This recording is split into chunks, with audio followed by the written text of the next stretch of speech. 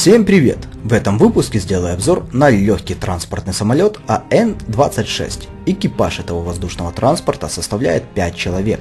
Взлетный вес составляет 24 тонны, крейсерская 435 км в час. Максимальная дальность полета составляет 2650 км. Практический потолок 7500 метров.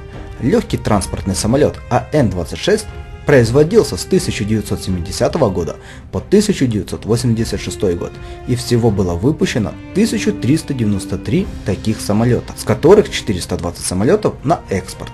Благодаря большой ширине проема грузового люка, это 2,4 метра, и установке специальной трап-створки, возможна удобная погрузка как с земли, так и из кузова автомобиля, что значительно ускоряет и облегчает погрузочно-разгрузочные работы.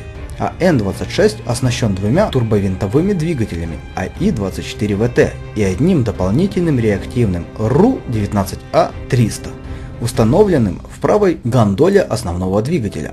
В настоящее время эксплуатируется пассажирская модификация АН-26-100 с вместимостью до 43 человек. Самолеты переделаны в пассажирские на заводе из базовой грузовой модификации и имеют недостаток – отсутствие багажных полок. Комментируйте видео, подписывайтесь на канал и до новых выпусков, друзья. Пока!